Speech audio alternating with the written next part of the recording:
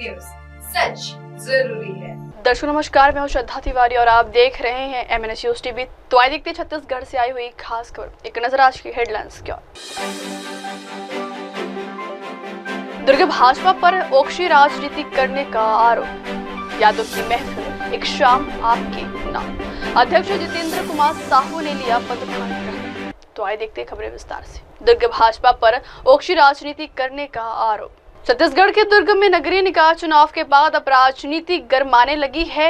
इसी कड़ी में अब दुर्ग निगम में अपने कमरों को लेकर राजनीति गरमाने लगी। इसी कड़ी में मंगलवार को विपक्ष के कांग्रेस के सभी पार्षदों ने नेता प्रतिपक्ष संजय कोहले के नेतृत्व में निगम परिसर में ही कोई कमरा नहीं देने का आरोप लगाते जमीन पर बैठ गए। इस दौरान बाकायदा सभी पार्षदों ने निगम परिसर पर कक्ष निर्माण के लिए पूजा अर्चना कर भाजपा की राजनीति पर आरोप लगाते हुए बताया कि कांग्रेस के कार्यकाल में हमने 2 कमरों का निर्माण कराया गया है। वहीं अब जब भाजपा के शासनकाल में महापौर परिषद द्वारा नेता प्रतिपक्ष के लिए कोई कमरा या व्यवस्था नहीं किया गया, जिसके विरोध में आज सभी ने विधि विधान के साथ पूजा अर्चना कर अपने द्वारा बनाए गए कक्ष का शुभारंभ किया। देखिए उन्होंने क्या कहा। जनता का काम अगर सत्ता पक्ष नहीं करती है तो जनता विपक्ष के पास आती है। उसके लिए हमारे पास कोई रूम नहीं है, हमको नगर निगम आयुक्त कोई रूम नहीं दे रहे हैं, तो हमने यहाँ पर अभी अस्थायी कार्यालय हमने खोला है, आज उसका उद्घाटन किया है। जिस तरह से कांग्रेस का काल था, तो क्या नेता प्रतिपक्ष के लिए कोई प्रावधान था क्या उनका? देखिए 4.5 साल तक जब ये सभागार बन के तैयार हुआ हमारे कार्यकाल में, पिछली सरकार में, तो उसके बाद हमने 2 रूम नीचे बनाया और 1 सभागार बनाया।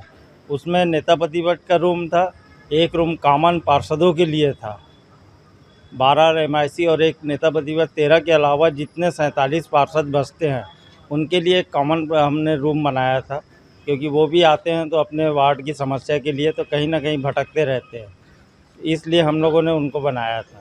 तो आप आगे काम यहीं से संचालित होगा आप लोगों का? हाँ, अब इन लोग हमको रूम तो दिए नहीं है, तो हम यहीं से काम संचालित करेंगे। मैं संजय कोहले, नेता प्रतिपक्ष। भाजपा में बहुत सारी कमजोरियां हैं, बहुत सारे कार्य हो नहीं रहे हैं। हमारे रुके हुए कार्य भी रुक गए हैं। कई सारे राशि आई हुई थी, वो भी राशि वापस चली गई है। इस कड़ी को देखते हुए आज हम नेता प्रतिपक्ष का आज यहाँ पर रूम का उद्घाटन किए हैं और अस्थायी रूप से यहाँ पर बैठेंगे। हमारे शासनकाल में, कांग्रेस की जब शासनकाल थी, उस समय माननीय स्वर्गीय मोतीलाल जी वोरा सभागार का निर्माण कांग्रेस शासन में किया गया था। उसमें नेता प्रतिपक्ष के रूम के लिए भी अलग से रखा गया था, किंतु उस समय भी जब विपक्ष में जब भाजपा की सरकार थी, उस समय भाजपा विपक्ष में थी, उस समय भी हम लोगों ने उन्हें आवंटित करने का आमंत्रण किया था, लेकिन उस समय उन्होंने ही मना कर दिया था कि हमको 6 महीने के लिए रूम नहीं चाहिए। किंतु आज जब हम विपक्ष में हैं, उस कंडीशन में हमको वो रूम उपलब्ध कराना चाहिए। क्या लगता है नहीं दे रहे हैं तो क्या मांग सकते हैं? हम यहीं पर बैठेंगे। हम अपने जो विपक्ष में जनता का जो काम है, यहीं विपक्ष के तौर पर काम करेंगे। अपना परिचय विजयंत पटेल, उप नेता प्रतिपक्ष। लोगों का ये है कि हम लोग काफ़ी दिनों से आयुक्त महोदय के पास जा के मिले हैं। मिलने के बाद आश्वासन के सिवा हमें कुछ नहीं मिला। उसके बाद में नेता प्रतिपक्ष ने सभी 12 पार्षदों को अपने अपने फ़ोन के द्वारा माध्यम से हमें जानकारी दी कि भाई मैंने अपने स्तर से काफ़ी प्रयास किया, मगर हमें कक्ष वितरण नहीं हो पा रहा है। तो फिर हम लोग आपस में बैठ के यही डिसीजन लिए कि भाई क्यों ना बरामदे में बैठ के नेता प्रतिपक्ष का कार्यालय का शुभारंभ किया जाए। और आज मंगलवार का दिन है, हनुमान जी का दिन है, और बढ़िया आज हमने अपना एक कार्यालय का उद्घाटन किया है। मगर ये बहुत ही ओछी राजनीतिक दुर्ग शहर में चालू हो चुका है कि बीजेपी के शासनकाल में महापौर को भी हमने कई बार नेता प्रतिपक्ष ने अपने तरीके से बोला है, मगर कोई उनके तरफ से ठोस जवाब नहीं मिलने के कारण ये कदम आज हमको उठाना पड़ गया। आज हमारे कार्यकाल में बनाया गया है, उन्होंने आपको बताया है, हमारे नेता प्रतिपक्ष उप नेता प्रतिपक्ष ने दोनों ने बताया है कि भाई भवन बनाया उसी कारण से है कि भाई नेता प्रतिपक्ष को भी 1 रूम प्रदान किया जाए।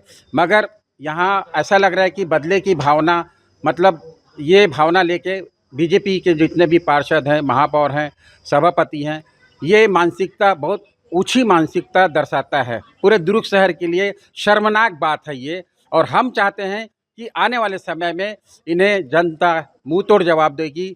हम यही चाहते हैं। जय भारत, जय हिंद, जय छत्तीसगढ़। मैं भास्कर कुंडले, वार्ड नंबर 49 पार्षद। एक चेयर ला दे भाई, एक तो चेयर ला दे अंदर से आप यार, राज्य चेयर ला दे। आओ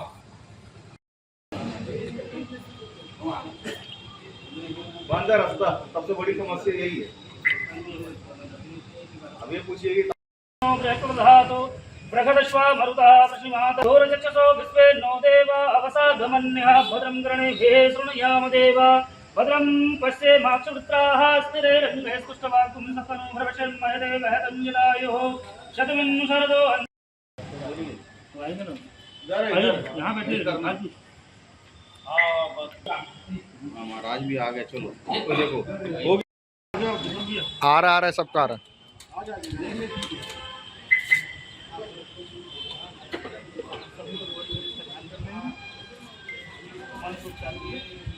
हेलो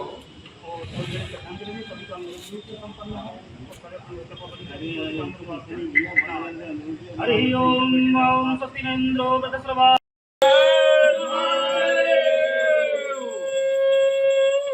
आज नेता प्रतिपक्ष का उद्घाटन हो चुका है।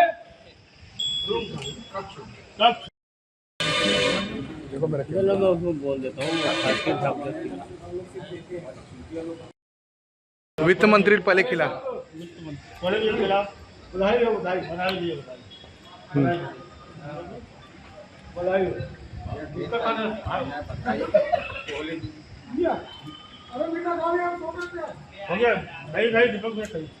ठीक है ठीक है। अगली खबर, यादों की महफिल एक शाम आपके नाम। यादों की महफिल संगीत समिति द्वारा दुर्ग के रानी लक्ष्मीबाई चौक केलाबाड़ी में एक यादगार शाम आपके नाम कार्यक्रम का आयोजन किया गया, जिसमें कई प्रख्यात संगीतकारों की महफिल सजी और सुरताल का संयोजन किया गया।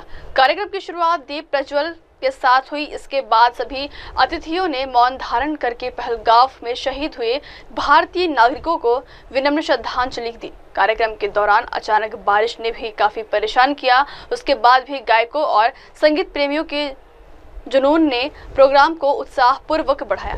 कार्यक्रम में वरिष्ठ अतिथि के रूप में दुर्ग जिले के कई वरिष्ठ समाज सेवी, साहित्यकार एवं संगीत प्रेमियों ने शामिल होकर कार्यक्रम की रौनक बढ़ाई। यादों की महफिल कार्यक्रम रखा गया था, किस तरह का आयोजन है? इससे पहले भी क्या इस तरह का आयोजन हुआ है?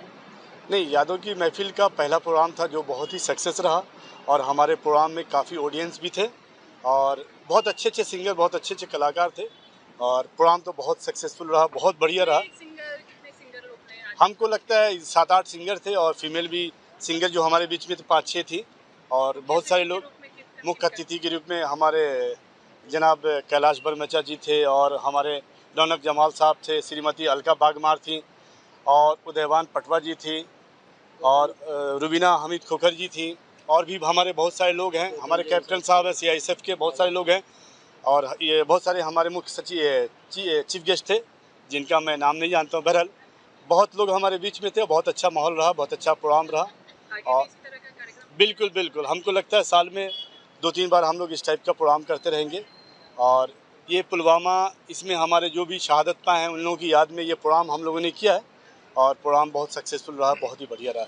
और ख़ास तौर से हम ये प्रोग्राम जिन्होंने कराया उन लोगों को थैंक यू, धन्यवाद बोलते हैं, और काफ़ी अच्छा उन लोगों का ये श्रेय रहा इस प्रोग्राम को सक्सेस बनाने में। बिल्कुल। मैं आफ्ताब आलम, केलाबाड़ी, वार्ड नंबर 41 का निवासी हूँ, और इसका सदस्य हूँ, यादों की बहार महफिल का सदस्य हूँ, और मैं भी एक सिंगर के रूप में स्टेज पे प्रस्तुति देता हूँ। आप यादों की महफिल में मुख्य अतिथि के रूप में हैं, आप भी सेना से आए हुए हैं, कैसा लगा कार्यक्रम, क्या कहना चाहिए? यादों की महफिल जो प्रोग्राम रखा हुआ है इधर पर, बहुत खूबसूरत शाम का समय इन्होंने बांधा, और मैं इनकी इस सेवा से बहुत कृतज्ञ हूँ कि मुझे यहाँ आने का मौका मिला, और इस तरह की श्रद्धांजलि देना एक भारतवर्ष को एक शुभकामनाएं देने के बराबर है कि जो श्रद्धांजलि को सेलिब्रेट करते हुए उन शहीदों के नाम सारे परिवार को उनके दुखों से निजात दिलाने के लिए जो प्रोग्राम रखते हैं, ऐसे प्रोग्राम की मैं बहुत सराहना करता हूँ। और मैं चाहता हूं कि इस तरह के प्रोग्राम जो दुर्ग केलाबाड़ी में होते हैं, और मैं अपने आप को बहुत खुशनसीब समझता हूं कि मुझे यहाँ पे आने का मौका मिला। Thank you. मैं सेंट्रल इंडस्ट्रियल सिक्योरिटी फोर्स से हूँ और मोटर ट्रांसपोर्ट ऑफिसर्स हूँ। यादों की महफिल कार्यक्रम रखा गया था, कितने लोग आज शामिल हुए, क्या कुछ खास था? लगभग 200 के करीब लोगों की उपस्थिति रही। और यादों की महफिल एक ऐसी संस्था है जो संगीत के माध्यम से देश में, समाज में जागरूकता लाने के लिए तत्पर रहती है। और जो पहलगाम में जो कांड हुआ है उसके प्रति जनमानस में ये संदेश पहुंचाना चाहती है कि वो कार्य करने वाले, जात पूछने वाले, धर्म पूछने वाले कोई और हैं। यहाँ पे कोई ऐसी बात नहीं है। सब हिंदू, मुस्लिम, सिख, ईसाई सारे लोग एक साथ रहते हैं और अभी भी यहाँ खड़े हैं। ये प्रस्तुत करने के लिए एक छोटा सा संगीत के माध्यम से ये हम बताना चाह रहे थे। ये हमारा पहला आयोजन है और आगे भी हम ऐसे आयोजन करते रहेंगे जिससे कि समाज में एक प्रेरणा पहुंचाते रहेंगे। धन्यवाद।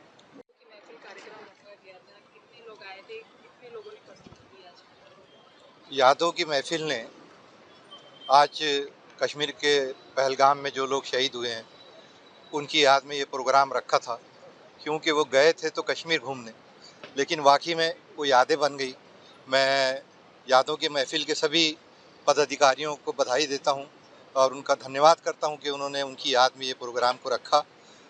बहुत अच्छा प्रोग्राम था। 8 मेल सिंगर थे, 6 फीमेल सिंगर थी और जब मैं यहाँ पे पहुँचा तो तकरीबन 200 ऑडियंस बैठे हुए थे। बहुत सक्सेस प्रोग्राम है और कुछ देशभक्ति गीत ऐसे पेश किए गए कि पहलगाम के शहीदों की याद करके लोगों की आंखों में आंसू आ गए थे और मुझे बहुत अच्छा लगा कि उनकी याद में ये प्रोग्राम किया गया है। मैं यादों की महफिल से अनुरोध करूंगा कि हर साल उनकी याद में ये प्रोग्राम रखे श्रद्धांजलि के तौर पे, और मैं उनकी आत्मा की शांति के लिए प्रार्थना करता हूं। मैं अंतर्राष्ट्रीय साहित्यकार डॉक्टर रौनक जमान। हाँ, ठीक है। किस तरह का कार्यक्रम आयोजित हुआ है आज, कैसा लगा सबको? जब से कश्मीर के पहलगाम में एक दुखद दुर्घटना हुई, निहत्थे और निर्दोष लोगों को जो मारा गया, हम लोगों का बहुत दिन से प्लानिंग चल रहा था कि इन लोगों को अपने को एक श्रद्धा सुमन अर्पित करना है। उसी सिलसिले में हमारे जैन साहब और हमारी पूरी टीम ने एक बहुत प्लानिंग के तहत एक प्रोग्राम रखा। हमारे जो शहीद हुए हैं, वीर शहीद हुए हैं, उन लोगों को श्रद्धांजलि अर्पित करने के उद्देश्य से, उनको पूरे देश में एकता लाने के उद्देश्य से, हमारे हिंदू मुस्लिम भाईचारा को पूरे छत्तीसगढ़ में बनाए रखने के उद्देश्य से एक प्रोग्राम रखा गया है। यादों के बैनर तले पूरे शहीदों को श्रद्धा सुमन अर्पित करने के लिए और पूरे छत्तीसगढ़ में कौमी एकता बनाए रखने के लिए हम सभी लोगों ने, जैन साहब ने, हिंदू मुस्लिम सारे भाइयों ने मिलकर के श्रद्धा सुमन अर्पित करने के लिए आयोजन किया है और ये बहुत ही सक्सेस और सफल प्रोग्राम रहा है। सैयद साकिर अली एडवोकेट, केलाबाड़ी, दुर्ग।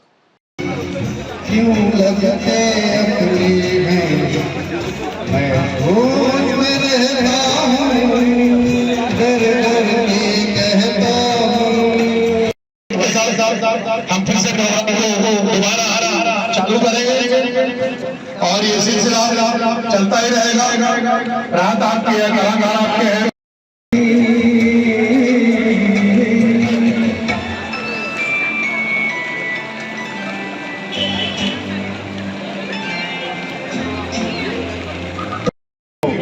तो बहुत ही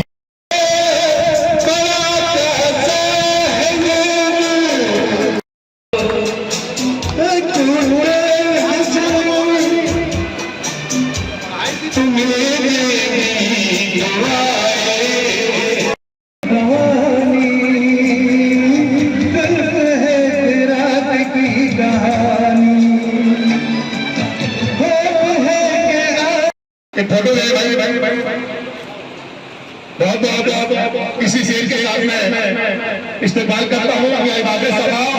क्या तुझको खबर बड़ी बहन अनीता तिवारी जी हमारे स्टेज पे रौनक अफरोज है। मैं ये रुकावट की हमें सिलसिला ये यादों की महफिल का चलता। उनके स्वागत के लिए मैं कुमार इकबाल साहब से निवेदन करता हूं कि कुमार इकबाल साहब आए। तुमसे अच्छा कौन है, कोई रुत हो कोई मौसम तुमसे अच्छा कौन। हुए हमारे पूरे पदाधिकारी, हमारे पूरे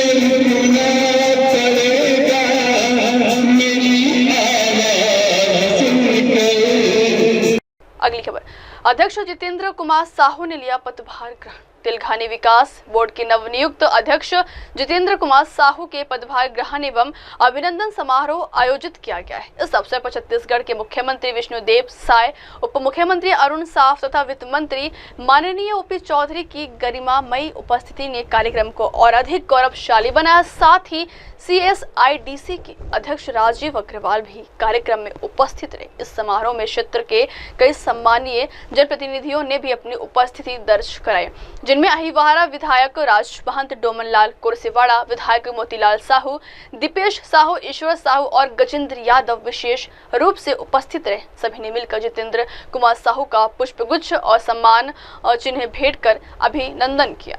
वक्त हो चला दर्शकों, ब्रेक से लौटेंगे के बाद देखिए देश और दुनिया की तमाम बड़ी खबरें। बने रहिए मेरे COS TV पर। नमस्कार। Hi, this is Abhijit Sawant and you are watching MNS News.